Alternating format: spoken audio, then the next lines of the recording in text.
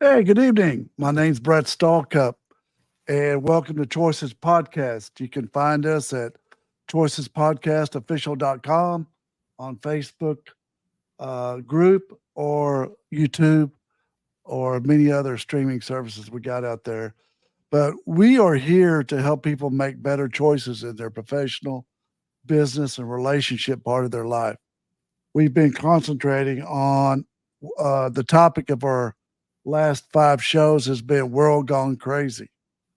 And before I introduce our co host and our newest member of Choices Roundtable, I want to let you know that the topic of tonight's show is going to be about uh, how we're going to make a difference one person at a time in our community that we're living in so that we could have an impact on the world being a lot better place to live in.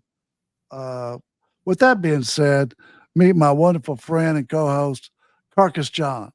Hey, good evening. Once again, this is fun. I like doing this. Do you like doing this, Yeah, Brett? Okay, yeah, good. I like making a difference in people's lives. I do like making a difference in people's lives. And yeah, this seems, I mean, I do other podcasts, but this one seems to be the one that really makes me ponder, think, and try and better not only others, but myself. And what do they say? Help your neighbor across the stream, and you'll find that you've made it to the other side too. There you go.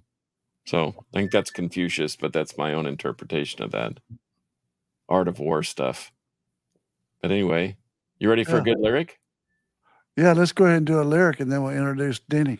Well, yeah, Denny needs no introduction. He's the man now. Denny is the man. I like having Denny, hey, Denny. You know his nickname is AKA Reverend. By the way, he, everybody's got to have a nickname on the show. Mine's Brutal, brutal Brutal Brett, Brett, Carcass, yeah, and so we've got to have Carcass John, and someone Reverend. in the middle. And someday, Denny, I'll tell you about how I got that name, and it just never went away. And I will tell you though that my fiance, I knew that things were serious when she started calling me just John. But for the longest time, she called me Carcass.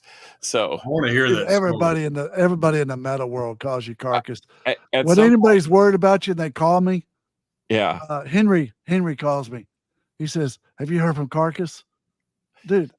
If he said you heard from John, I'd say John who. yeah. Right?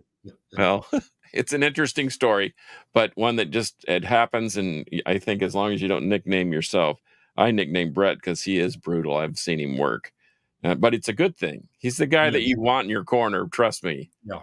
But anyway, okay, Brett, prepare to have your mind just fried because I know that sometimes I'm a little controversial with what I grasp at, but I try to spread the wealth between rock and metal and classical and so forth. So Here Comes the Sun by the Beatles. Ooh. Yeah. Told you I was gonna, told you I was Yeah. going to get you. Now we're talking about something positive. The more I read the lyrics, Oh yeah. the more I realize that they are there's something about there, and there's metaphors with the light and the sun and so forth. But I'll just read the lyrics, and they're very simple. Here comes the sun, do do do, and you can hum along if you'd like. Here comes the sun, and I say it's all right. Little darling, it's been a long, lonely winter. Little darling, it feels like years since it's been here. Here comes the sun. Do do do, here comes the sun, and I say it's all right. Little darling, the smiles returning to their faces. Little darling, it seems like years since it's been here. Here comes the sun. Here comes the sun, and I say it's all right. And then he goes into the chorus of "Sun, sun, sun, here it comes," and you know that all too well. And I just thought, you know what? And the song kind of repeats itself. But you know what? As simple as that is, the reference to winter and not seeing that light uh, opens up a whole plethora of ideas and discussion. And I think that as we had talked about on last week's episode, where we talked about if we lose, you can lose your faith and recover it, but if you lose hope, you're in real deep serious, as my father would say. And I think that the fact that I I remember as a kid growing up in cold climates like Iowa, And I remember I loved basketball so much that I couldn't wait for that first day that it got above freezing and the driveway would all the ice and snow would melt and I could actually go out and shoot baskets again without the ball bouncing all funky and wompy. And I just remember standing out some days where it was still so cold, but that sun was so warm on my skin. So that's the premise from which I'm coming from on this, and I found this just sort of it was a ray of light that just happened to shine down on me when I came up with that lyric. But here That's comes beautiful. the Beatles. Like it. So, Denny, introduce yourself, Reverend. Well, I'm the ultimate oxymoron. I'm a lawyer, and yes, I am a reverend. Not too many people call me reverend, but I like it. So I'm gonna accept that nickname from here on out. That's awesome. Well, you are a Reverend, man. You always give me good passages and good daily encouragement whenever I talk to you. I mean, we're like brothers. And sprinkle a little carcass on there, and we got a nice big fat birthday cake. Well, and you might be an oxymoron, Denny, but I don't know what I am. I'm an enigma. Because generally people, and once again, people look at me and they're like, I think most people don't know what to think, and here I'm about to live full time with somebody that absolutely loves this look and appreciates it for what it is. So I Dude, stopped that's judging. awesome. I stopped judging books by their cover a long time ago because, as you mentioned, Brett, a couple episodes ago, everything about a person tells a story, whether they're wearing conservative garb or whether they're wearing a Cowboys jersey or whether they got long hair and a beard or tattoos or whatever. Everything about that person, there's a reason why they are that way. And I would be much more interested in finding out why they're that way than disparage them for their just general appearance as a whole. But that's me. And but what say ye? Hey, we're all unique, right? There you go. Gosh, I actually heard that even identical twins, they have different fingerprints. Just thought I'd throw in Really? that. Yeah. That's interesting. Yeah. And by the way, the word reverend has a Yes. Latin derivative that means standing in awe of. So Carcass. yeah. Carcass. So I like that. I love Denny already, and I barely know the guy, but I stand in awe because there's something comfortable about him. Yet Yeah. he's a little bit like my dad. When people meet my dad, they're either super intimidated or they're disarmed by him. But you know that they have a stoic obedience to certain principles, and it shows. Well, Denny comes from his heart. He's a real dude. You know what I mean? Yeah, both of you guys do as well. So listen, we've been working on World Gone Crazy now for 5 or 6 shows. So tonight, I want to concentrate on something, Denny, that you brought up, because I think for us to make a difference to the world, to make it a better place to live in, it's like my friend Terry Booker said, we have to concentrate on what we can do as people, what we can do. We can't complain. It ain't going to get it for us. Getting on social media and starting, typing out bad stuff, that's not going to get it for us. But making a difference one person at a time is going to get it for us. And so you brought up the they. And so before we get into that, I just want to let our listeners know, hey, we are going to start bringing some guests in and giving them free advice. And I've got a handful of wonderful people I've got marked for this victimhood. But I think it's going to be a wonderful experience because what makes this podcast successful is us sharing our hearts with you. And that way we grow as a group. moving down the river and journey of life in a positive direction.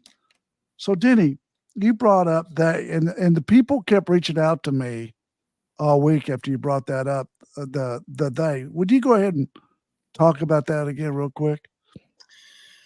Yeah, Brett, man, I think that one of the things that if we'll all do this, it'll make our lives so much more successful to have the right they in our lives. We're going to be surrounded by people, right?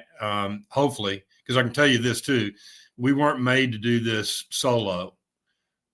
We were made to do this together, and so we have the ability. We weren't able to choose our parents, but we can choose our friends. We can choose our spouse.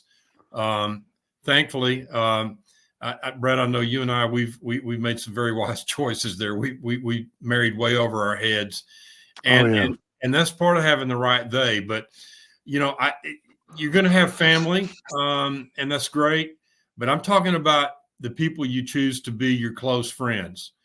And the job that you and I've had over the years. I mean, we're in a job of helping people, right? Representing people.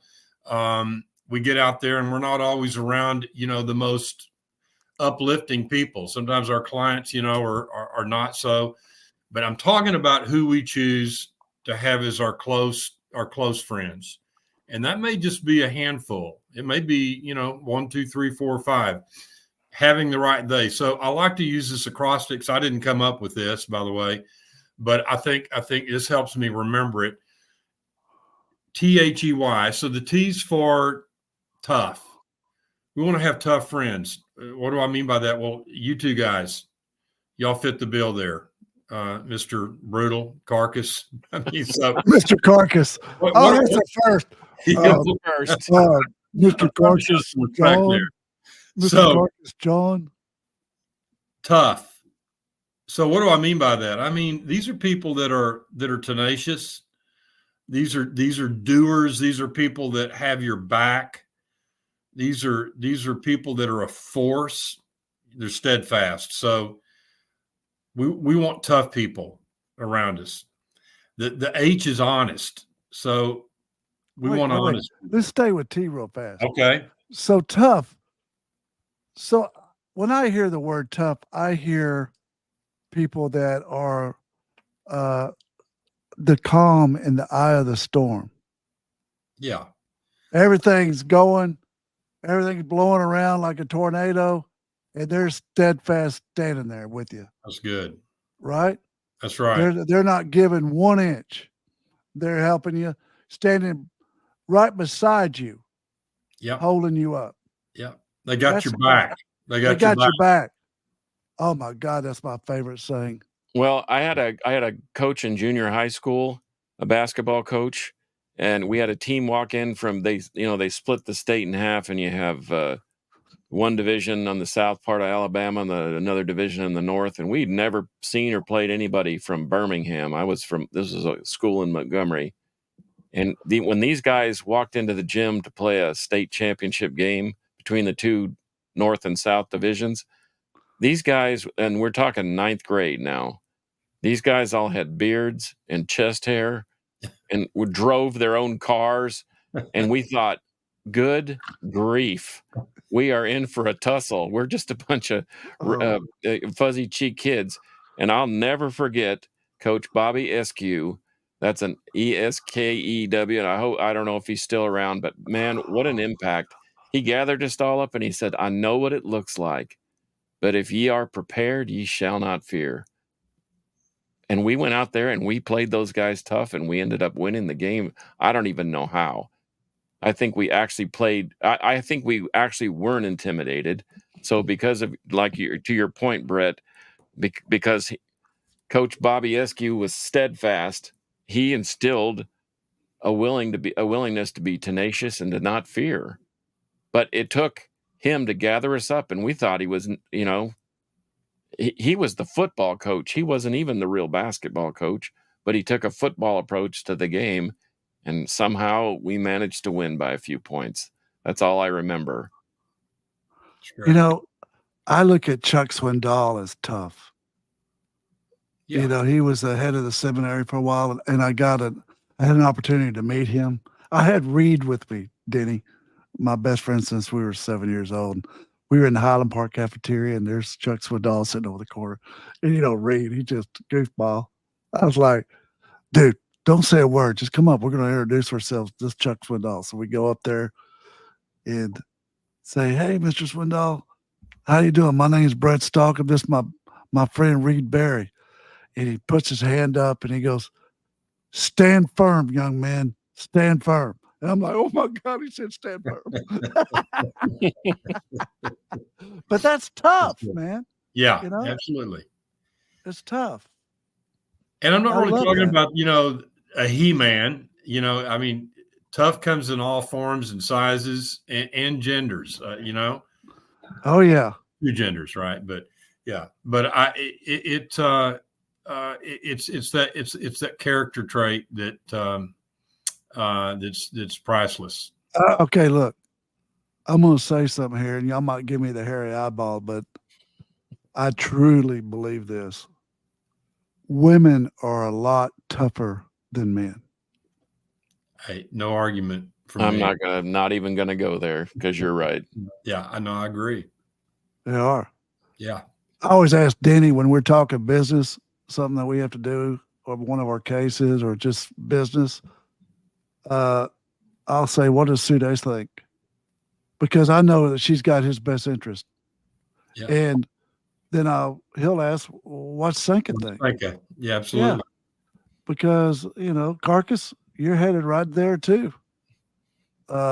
Stephanie, she got your best interest there, dude. I know she does, and that's why I often ask her, you know, what do you think of this? That's you know what? That brings us to not only do you want your friends to be tough, but you want your spouse to be tough. Absolutely. You want someone that when you're flat on the road and keep smelling like a skunk, that someone's going to help you up. You know what I mean? Or when you're in the ditch, they want a gun to start firing back too. I mean, that's tough. Not only tough friends, but your tough spouse, or partner, whatever you want to call it. You're saying words like unwavering, steadfast, principled, tenacious, the person you want in the foxhole with you, willingness, and have your back, and someone who's just flat out together. They got it. I mean, that's I keep saying this about my father, but when you look at him, you know that guy's got it together. There's just no question. You don't have to talk to him. You don't have to even know who that is. He's a head turner. People look at him and go, man, that dude's somebody. I don't know who, and I don't know why it's always been that way. My friends were super intimidated by the guy because he used to make us make our beds before we ate breakfast. And he used to make us learn how to cook and iron a shirt and sew on a button and help mom with the dishes. Wow. This guy talk about horrible. I don't know about all that, Carcass. Let's not go too far. Man, I'm telling you, I owe a debt of gratitude. I was getting a little nervous on that one, but yeah, I owe a debt of gratitude to him, bar none. But I'm telling you, that's all right, Diddy, let's roll on. What's the next one? Okay, honest. And what's the honest? And we want to be surrounded by people that are honest. I mean, that have integrity, right? And just, you know, to get a little more blunt, they're just not liars, and they're going to be truth tellers, and they're going to be truth tellers with you. We've talked about this before, but I want to bring it back up, and that is some of the preachers of the churches right now that are really falling below the acceptance level of what a congregation needs as a leader. It's honesty. Dude, now look, if you did it, don't get with the PR department and say what's the best neutral message or positive message that we can send out there. People don't want that. They want to know the truth. Yeah. If you did it, rip the Band-Aid off, dude. Yeah. And say, you know what? I made the biggest mistake in my life. Please forgive me. I was in a bad place. I did something wrong. Please forgive me. I'm having a hard time forgiving myself. I know God forgives me, but it's like there's different steps to forgiveness. That's like, number one, acknowledge it. Please forgive me. Number two, the acknowledgement, because I was late or because I lied to you, whatever it is. Number three, I'm so sorry that I did that. Number four, what can I do to make it up to you? Yeah. Yeah. I like that, one's Brett. been gone by the wayside. Yeah. You know, the apology, there's maybe more people don't know how to make a good apology than those that do. You know, an apology is not, hey, Brett, man, if I hurt your feelings, I'm sorry. Well, that, you know, what that kind of translates to is that, Brett, I'm sorry you're so sensitive, and that, you know, you let my truth rub you raw. You know, it's like, no, it's like, hey, Brett, I shouldn't have done that. I apologize. Will you forgive me? Yeah. And what can I do to make it up to you? And then you commit to them on something that you can do. You just took it to another step. Yeah, that's even better. Yeah. What is it that I can do to make it up to you? You want me to resign? I'm going to resign. You want me to go to, I think I've dealt with it, but if you think I need to go someplace, a treatment center, I'll go. Oh my God. There's always skid marks to a treatment center. Well, Brett, in your legal world, and I can say I've seen this as well. How often is the cover up worse than the crime? 90% of the time. Yeah. Hey, dude, I had a guy one time that ripped off the Boy Scouts for $1 million, and he was hooked on coke. He was their CPA. He was hooked on coke. He was a mess. Big guy, big burly guy. You know what I mean? And he got a federal case on him. I put him through treatment. I did all the recovery defense with him. And I went in front of Judge Solis. And this guy gets up there bawling, heaving. Judge, do what you want to with me. I am shamed that I did this. I'm so sorry. Please have mercy on my soul, but I am here for whatever you want to do to me. And the judge gets through sentencing, shows mercy on him, and he said, hey, Judge said, can I have a brochure to your seminar? I've never seen anything like that come before me at all, with somebody that all heart, you know what I mean? That's really in their heart bleeding that here's what I did. Forgive me. Have mercy on my soul. You know, that's what I want to see. I just want to see, let's get ugly with it. Yeah. You know? Yeah. We get down and we're from South Irving. Get down and dirty with it, dude. Hey, that's pretty gangsta there. That South Irving thing. Yeah, I was in that area the other day, and I couldn't help but think about you two guys. Hey, let me tell you, all roads. I'm sure you were trolling the streets with your Stingray bikes. But dude, listen. When I was in high school, I was on the phone to read, and I'm in my bedroom, and all of a sudden I hear these police come up to my neighbor's yard. Here they come, right?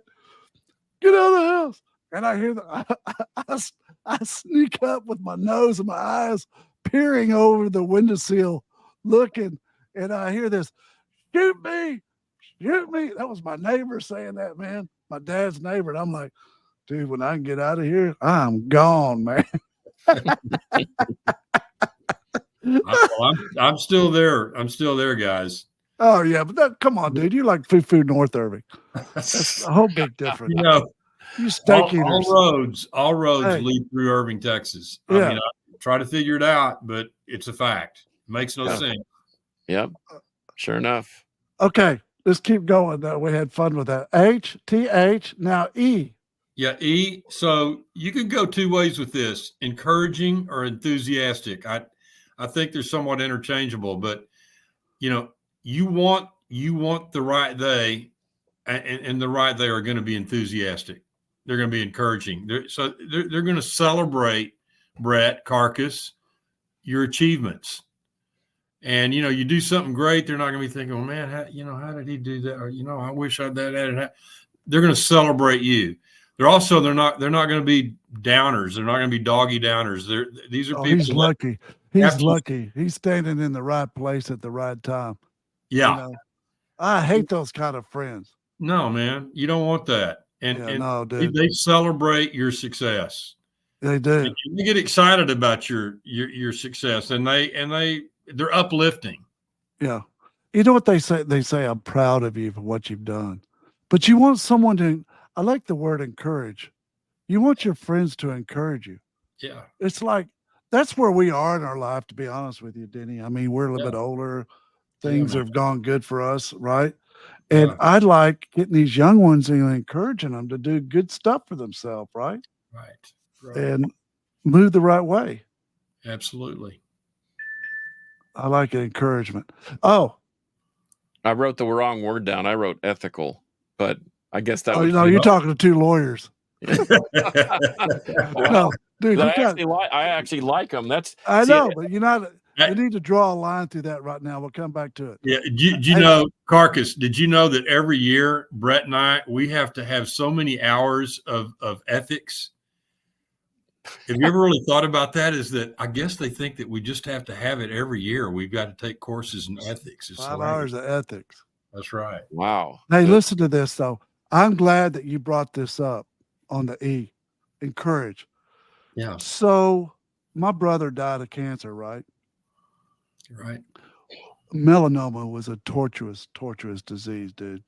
I knew your brother too, by the way. He was a great guy. Yeah, he's a good dude. And it's so wild to watch people who would call themselves friends of him, like walk up to him, hey, how you feeling? What? How do you think he's feeling? He's got like 3 weeks of chemo down him, dude. They try to kill you with the chemo. Or, it's like my brother-in-law's got cancer right now. And it's like people walk up to him and say, hey, what's wrong? How do you feel? You don't say that to somebody fighting. You encourage them. Dude, hey, I know what's going on in your life. You got this. You got it. That's good. Get through the storm. You got this. You got it. And some people just say stupid stuff. And then the people in their families, like my brother, they call me and say, hey, I saw your brother the other day. God, he just doesn't look very good at all. Are you ready in case he dies? I want to just slug him, Yeah. Don't take out his last breath. Let him fight. Help him fight the fight, people. Yeah. Encourage him. Encourage the family. Now, I have a close friend who is also a missionary companion. 45 years ago, like just a beast of an athletic guy. Played both sides of the ball in college, and he was struck down with MS, but the female version that usually takes a man out in 2 to 3 years, and he's in his 35th year. So that lends to his toughness.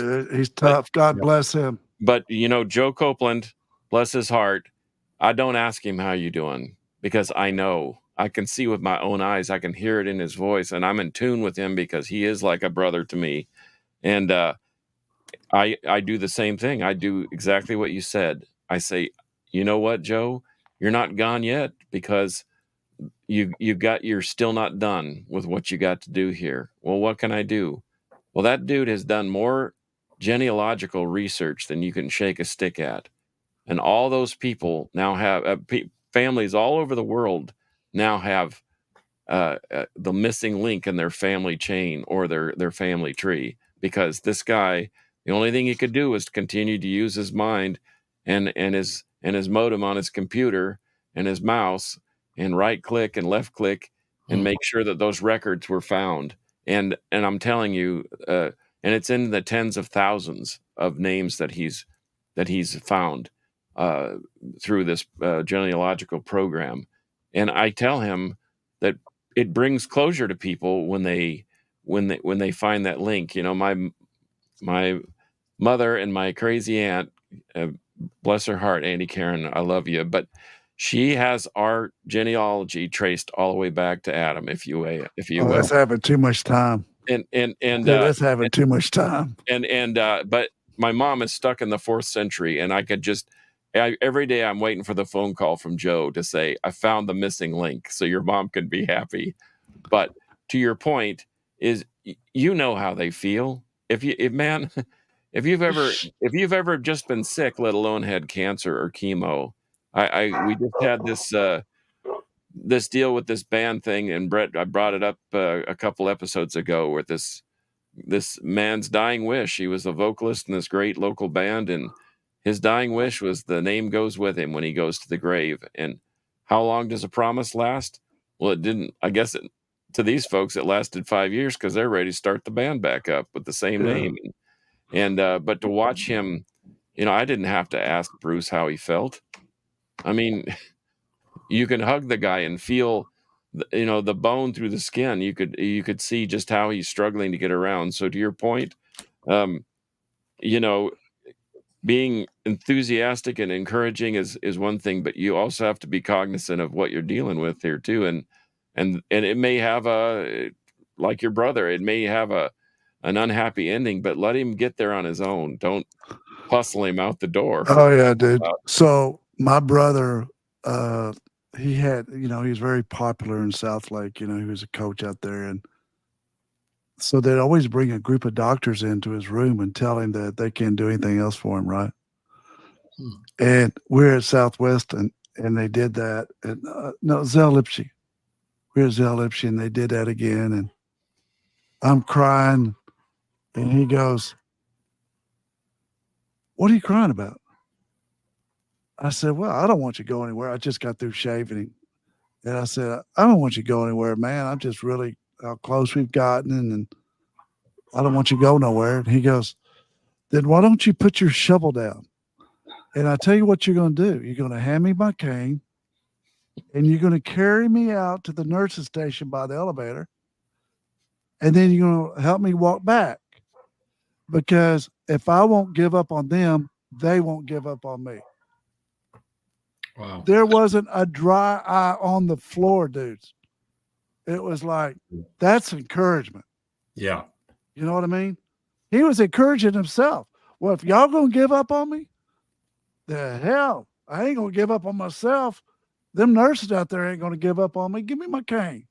I mean, that's what I'm talking about, because I want to go to why real quick before we have to move on, because why, there's another part to this cancer fight, and that's with the why. And I want to tell us another story. Go ahead, Denny, tell us about the why.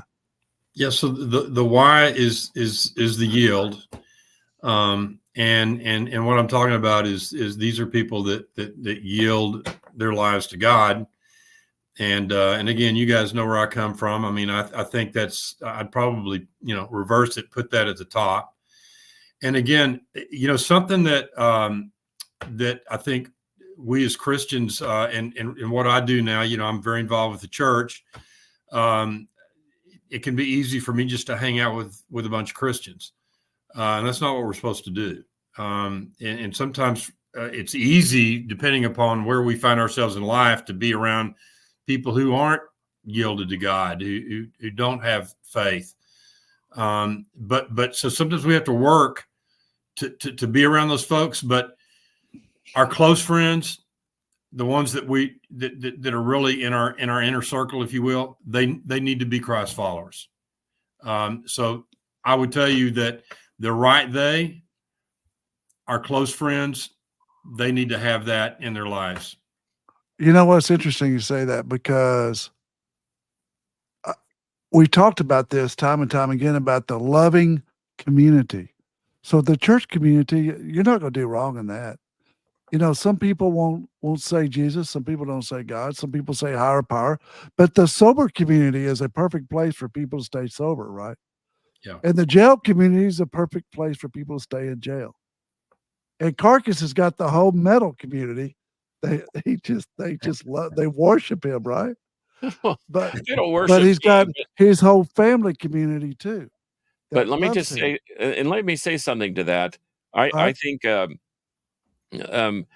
if you're a real Christian and you know the history of Christ, he didn't wander around just people that agreed with him, did they? Did he? No. He was out in the mix, in the Yeah. masses, and got a lot of adversity. And I'm not saying that you should put yourself there frequently. If you got a drinking problem, don't go to the bar. Blah blah blah. We understand that, but I'm around people that are not like minded. But you never know. I've had people also come back to me after years and years of meeting me for the first time and saying, you know what? I knew there was something different about you, and I finally found out what that was. So I wouldn't overrule having some of those folks, because we're all inherently, we're all people, right? We are not judges of men. But we're obviously, we have to make judgments of situations, and good choices, getting back to the name of the whole podcast. But I think that we don't often give ourselves enough credit for the good influence that we could have in someone who is being affected negatively. Here's what Yeah. yielding to Hey, Brett, and I want to make sure I get this point across. When I say be around the people that are that are Christ followers, I'm talking about our inner circle of friends, right? Mhm. But no, man, we should all have a lot of friends that are clueless when it comes to God, that are far away from God. We should.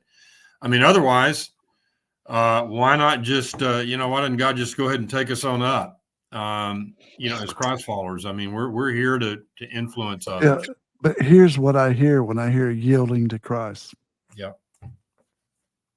When my brother died, it was terrible. My wife was pregnant with Dee Dee. We had one baby on the ground, and then she had Dee Dee with 1 month later. Then, like 1 month after that, she was diagnosed with breast cancer. I'm sitting there going, dude, this is a heavy load right here. I just lost my brother. And when you're young and beautiful and vibrant like my wife, the cancer's vibrant. It moves fast. So we had to put a plan together and attack. And thankfully, my brother created a path, taught me a lot about the do's and don'ts of the cancer fight. So I was there. I had her in the doctor's office the next day. But I was looking at having 2 kids, dude, babies. I told God, I said, Jesus, let me tell you something. You can take me anytime you want me. Just don't take my kid's mother. And I yielded to him. My heart was there. I truly meant it. You know what I mean? Yeah. I'd give myself up for my kids to have their mother any day of the week right now. And you can slow kill me. I don't care. And I still feel that God honored my prayer. And I'm living on borrowed time. I really feel that, because he's like, all right, man, just hang in there. Just trust me. We got this. And so when people call me and their wife's been diagnosed, I tell them that, It's good, Brett. and God has been faithful to me and being faithful. My kids had their mother, and I'm so glad, because if it was just me, what a knucklehead. You'd have been just fine, because you know what? What? You acclimate. You figure out a way, and you'd have done just fine. Or they would have really got to love or hate eggs and bacon. Like I said, Hey, what do you want for dinner? Eggs and bacon. Oh, that's great. Hey, what do you want for breakfast? Eggs and bacon. Oh, that's great, because that's what you're going to get. Oh, so anyways, I get the they, Denny. I think they is awesome. I think they gets us to a next episode. where we're going to have a guest. Don't y'all want to have a guest Sure. that we can beat Right. up on or something? Huh? No. Yeah. Yeah, we're going to have fun. So stay with us on choicespodcastofficial.com. Feel free to call my law office with any questions, or you can reach out to the website. Our producer will find us. He'll be glad to answer them. He's got more wisdom than us.